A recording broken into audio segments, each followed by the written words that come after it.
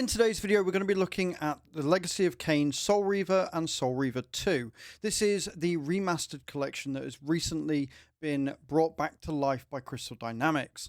This game releases officially tomorrow at around 6 PM on Steam and on consoles as well. This is just a remaster, so I haven't played a lot of it because I absolutely played the originals to death, and I'm going to be streaming this tomorrow, both Twitch and YouTube, on this channel. So we're going to go through the port. We're going to have a look at what's good about the port, how good it runs, whether it's smooth. I remember that the Legacy of Kain Soul Reaver port to Steam was absolutely horrendous. There were bugs. It didn't look great. The controller setup wasn't ideal. So we're going to go through all of that, and we're going to see whether this is worth the £22 that the company are asking for these remasters. Personally, and I am a little bit biased here, I think that it is very much worth the money, and I'm very happy to report that it runs smooth as silk. Let's not waste any more time gassing about how good and excited I am about playing these games. Let's jump straight into the options of each game and see what it's all about. When you boot into Soul Reaver, you see the original screen, and it is still just as haunting and as chilling as the first time round. Only this time, it is not in 16-bit graphics. It is full HD and looks absolutely incredible. You can start a new game, you can load a game, you can go into your options, or you can quit the game entirely or go back to the launcher. The only thing that I'm not overly happy about with the options in either this or Soul Reaver 2 is that you can't adjust any of the actual running settings. It seems like it's locked at 30 FPS and it is designed to run on a toaster. It still, however, looks absolutely incredible, and I'm not really surprised there aren't any major game graphic options here, because we're talking about a game from the late 90s, early 2000s. What you can do, however, is you can change whether you have the compass on, you can turn hints on or off, you can have interaction hints on or off, and you can be done. Your sound options, everything is started at 6, which is really nice, and I'm very happy to say that it is mixed really well, even though the sound volumes are all at exactly the same point, and you can hear the speech really, really nicely.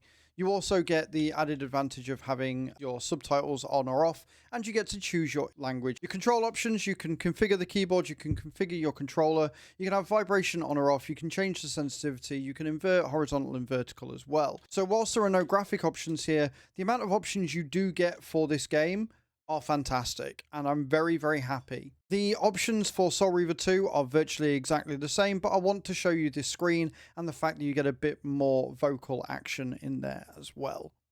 This is, of course, a blast to the past. You actually get some sound options with the Soul Reaver 2 menu, but it is virtually exactly the same as it was back in the PlayStation 2 era. You again have start game or options. You can go through your game options and you get exactly the same options as you did in the first one with your compass hints and interaction hints. You've then got your sound options, which again, everything is started at 6. They've kept it very universal here, which is great. You've got your language options, which again allows you to have subtitles on or off and your chosen language. And then your control options again. Everything is exactly the same as it is in Soul Reaver 1, but this spinning menu that you get, showing just really how much they've brought the graphics on, is just nostalgia hit 101, and I am loving it. But how does the game actually play? And here we are in the starting pit where Azraels first awakens. This takes me back to the first time I ever played this game in my front room on the PS1. Only thing is, it looks as good as what it should in 2024, as opposed to the very awful graphics of a CRT TV. It runs incredibly smooth, and I'm very happy to report that the actual port of this is absolutely amazing, unlike the original port that we got on Steam for the original game. Everything runs really well, it's smooth, it keeps up, and even though you can't change the graphical settings, like I say, it very much feels like it's designed to run on a toaster. You have all of your abilities that you had in the first game. You can double jump, which allows you to glide. You can attack things. The same button for attack is also to engage. You can straight up stop by pressing your B button, and you can crawl as well. One thing that is new with this game is that if you press your LB button, you've got your objectives. Now, this is something that you never had in the original game. You couldn't see what your current objective was. You didn't really get to see the map very much. You didn't see that there are health power-ups and Eldritch energy power-ups and stuff.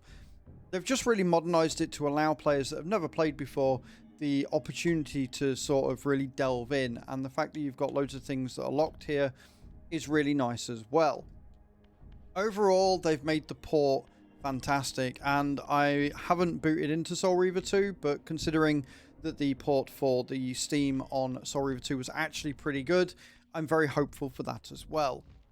They have really knocked this out the park, and I might be a little bit biased with nostalgia here, but I am very, very excited to play this game.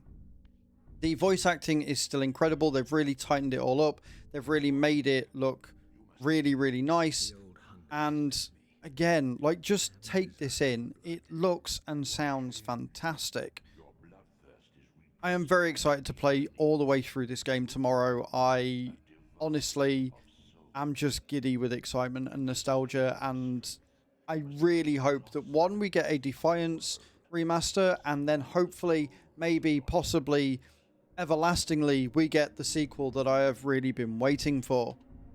If you want to see me play this game, do check me out on here on this channel tomorrow from 9 AM, or check me out on Twitch as well. Links will be found in the description. Let me know in the comments down below if you ever played Soul Reaver. Let me know if you are planning on picking up this remaster. Let me know if this brings back any memories for you. Thank you very much for watching, guys, and I hope to see you all next time. Ciao, ciao.